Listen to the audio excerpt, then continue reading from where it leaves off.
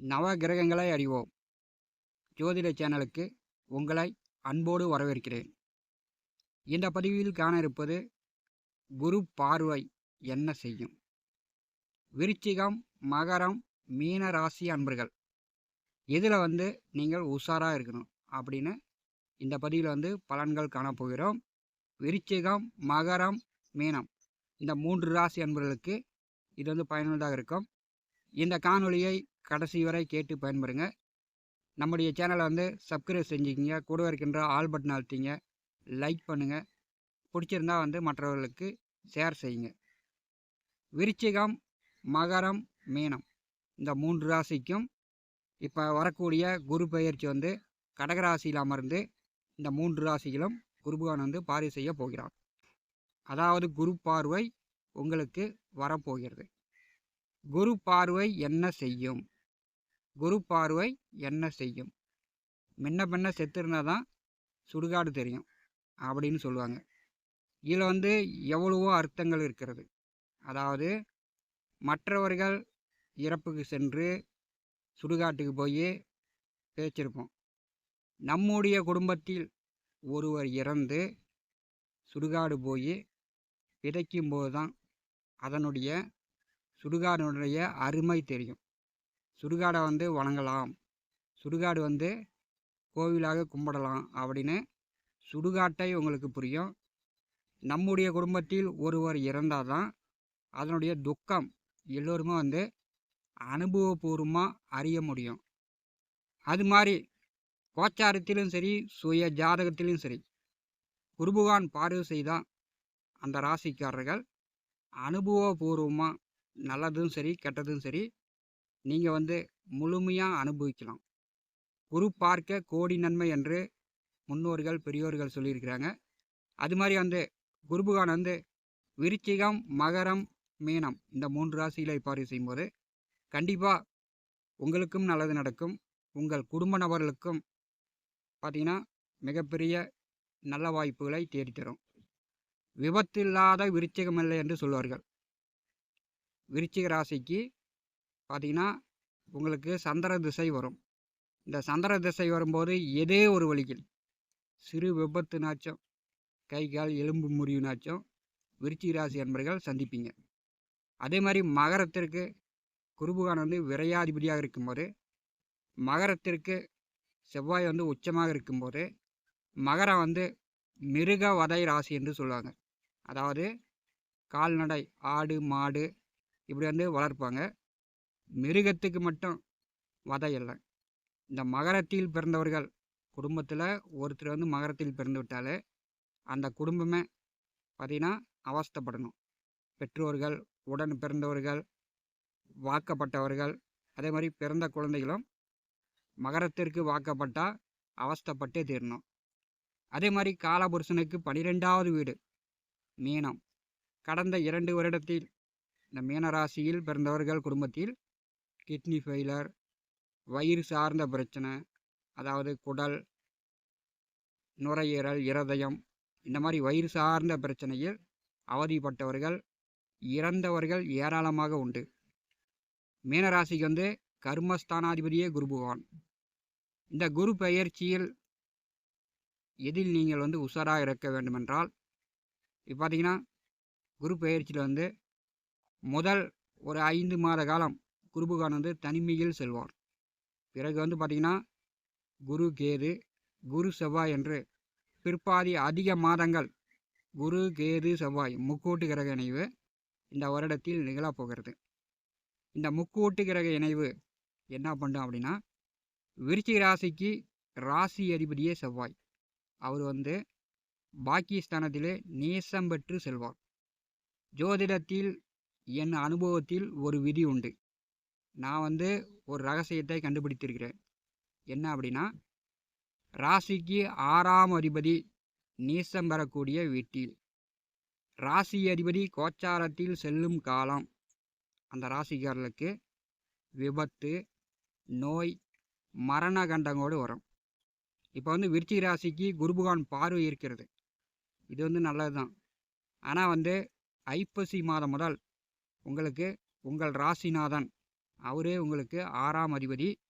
கடகராசியில் நேசம் பெற்று செல்லும்போது செவ்வாய் வந்து கடகராசியிலிருந்து நேசத்திலிருந்து முன்னோக்கி சிம்மத்திற்கு வந்து மீண்டும் வக்கரகதியில் பின்னாடி வந்து மாசி மாதம் முதல் மாசி பங்குனி இந்த 2 மாத காலம் விருச்சிக ராசி என்பர்கள் உடல் ஆரோக்கியத்தில் மிகுந்த கவனமாக இருக்கணும். ஏன்னா உங்கள் ராசிக்கு 6ஆம் அதிபதி நேசம் பெறக்கூடிய வீட்டில் ராசி அதிபதி செவ்வாய் வந்து செல்லப் போகிறார். அவர் வந்து வக்கரகதியில் நேச நிலையில் செல்லும்போது கேது குரு கூட்டணியில் இருக்கும்போது கண்டிப்பாக உங்களுக்கு உடல் ஆரோக்கியம் சார்ந்த பிரச்சனைகள் கடுமையாக வரும். மகர ராசி அன்பர்களுக்கு பார்த்தீங்கன்னா செவ்வாய் வந்து ராசியில் உச்சம் பெறுகிறார், குரு வந்து ராசியில் நேசம். இப்போ மகர ராசி அன்பர்களுக்கு நீங்கள் வந்து பார்த்தீங்கன்னா உங்கள் மகன் மகள் பிள்ளைகளுடைய வாழ்க்கையில் கடுமையான பிரச்சனைகளை நீங்கள் சந்திப்பீர்கள். அதாவது அவங்க கல்யாண வாழ்க்கை, அவங்களுடைய தொழில் வேலை உத்தியோகம் சார்ந்து வருமானம் சார்ந்து உங்களுடைய மகன் மகள் பிள்ளைகளுடைய எதிர்காலமே பெரும்பாலும் கேள்விக்குறியாக பிரச்சனையாக தான் இருக்கும். அதே மாதிரி சொத்து சார்ந்து பிரச்சனைகள்லாம் வரும்.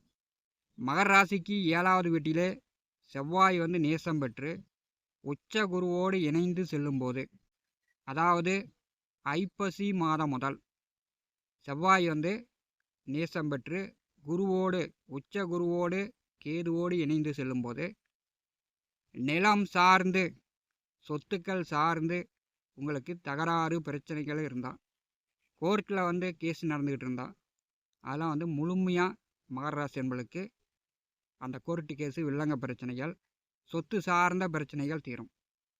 7வது வீட்டிலே செவ்வாய் நேசம் பெற்று கேது குருவோடு இணைந்து செல்லும்போது கண்டிப்பாக வந்து பங்காளிகள் அண்ணன் தம்பி ஒற்றுமையுடன் பாக பிரிவினை செய்யக்கூடியவர்கள் உங்கள் பாகத்தை நீங்கள் பிரித்து கொள்ளலாம்.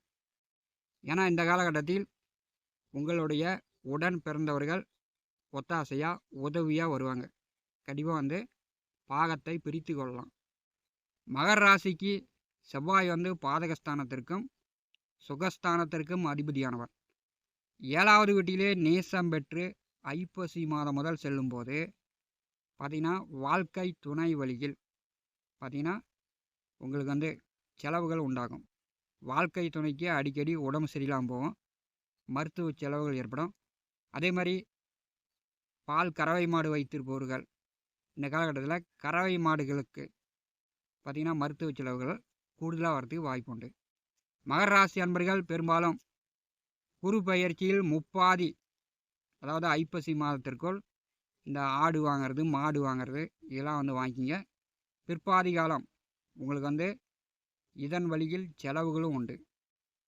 மீன ராசிக்கு குடும்பஸ்தானத்திற்கும் 9ஆம் இடமான பாக்கியஸ்தானத்திற்கும் அதிபதியானவர் செவ்வாய்.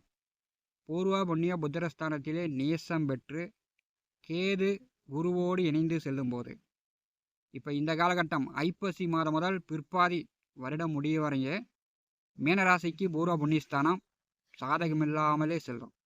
அப்போ வந்து குழந்தைகள் வழியில் பூர்வீக சொத்துக்கள் வழியில் ஏதோ ஒரு தீர்க்க முடியாத பிரச்சனைகள் மீனராசி என்பர்கள் மாட்டிக்கக்கூடிய சூழ்நிலை உண்டு. இப்போ இந்த காலகட்டத்தில் திருமணமான தம்பதியர்கள் கர்ப்பமான பெண்கள் வந்து மிகுந்த கவனமாக இருக்கணும். ஏன்னா வந்து கேதுவோடு உச்சம் பெற்ற குருவோடு செவ்வாய் நேசம் பெற்று செல்லும்போது கர்ப்பவதிகள் மிகுந்த கவனமாக இருக்கணும். ஏன்னா கர்ப்பம் களையக்கூடிய அமைப்பு, உங்களுக்கு வந்து உடல் உபாதைகள் பிரச்சனைகள் உண்டாகும். 5வது வீட்டிலே செவ்வாய் கேது குரு முக்கூட்டு கிரகம் இணையும் போது பெரும்பாலும் குழந்தை பிறக்கக்கூடிய தாய்மார்கள் இந்த காலகட்டத்தில் கொஞ்சம் கவனமாக இருக்கணும். மீனராசிக்கு கடந்த வருடங்களில் உங்கள் குடும்பத்தில் குடும்ப நபர்களுக்கு ஏற்பட்ட உடல் உபாதைகள் வியாதிகள் இதெல்லாம் வந்து மீனராசி என்பவருடைய குடும்பத்தில் இருப்பவர்களுக்கு தீரும். ஓரளவு நல்ல காலகட்டம் தான். மீனராசி என்பர்கள் பூர்வ புண்ணியஸ்தானத்திலே குருபகவான் உச்சம் பெற்று 9ஆம் பார்வையால் தன் ராசியை பார்த்தாலும் உங்களுக்கு வந்து பெரும்பாலும் நன்மை தான். மனக்குழப்பம் நீங்கும், மன நிம்மதி கிடைக்கும். திருமண வயதில் உள்ளவர்களுக்கு திருமணம் நடக்கும். உங்களுடைய சுய ஜாதகத்தில் நல்ல திசாபுத்தி நடந்துச்சுன்னா இந்த காலகட்டம் உங்களுக்கு நல்ல நிலையாகவே இருக்கும். பூர்வீக சொத்து சார்ந்த கோர்ட்டு கேஸு வழக்கு வில்லங்கம், சட்ட சிக்கல், பூரி சொத்துக்களில் பாகப்பிரிவினை செய்யாமல் இருப்பவர்கள் பாகப்பிரிவினை செய்து கொள்ளலாம். சட்ட சிக்கல் வந்து பெரும்பாலும் நிவர்த்தி ஆகும். குரு பயிற்சியில் விருச்சிகம், மகரம், மீனம் இந்த 3 ராசி அன்பர்களுக்கும் குரு பார்வை என்ன செய்யும் அப்படின்னா, கண்டிப்பாக வந்து உங்களுக்கு வந்து உங்களுக்கும் சரி, உங்கள் குடும்ப நபர்களுக்கும் சரி, கண்டிப்பாக வந்து மன நிம்மதி கிடைக்கும். அதே வந்து செவ்வாய் இணைவு கேது இணைவில் வரும்போது குருவும் வக்கரம், செவ்வாயும் வக்கரம் என்று வக்கரகதியில் இந்த கிரகங்கள் செல்லும்போது கண்டிப்பாக வந்து பயணங்களில், போக்குவரத்தில் மீனம், மகரம், விருச்சிக ராசி என்பர்கள் மிகுந்த கவனமாக எச்சரிக்கையாக சென்று வருவது நல்லது. நவ கிரகங்களை அறிவோம் ஜோதிட சேனலில் தினந்தோறும் ஜோதிட பலன்கள் பதிவிடப்படும். நம்முடைய சேனலை பார்த்து கொண்டிருக்கக்கூடிய அன்பர்கள், இதுவரை சப்ஸ்கிரைப் செய்யாத அன்பர்கள் மறக்காமல் நம்முடைய சேனலை சப்ஸ்கிரைப் செய்து கூடவே இருக்கின்ற ஆல் பட்டன் அழுத்திங்க. நன்றி, வணக்கம்.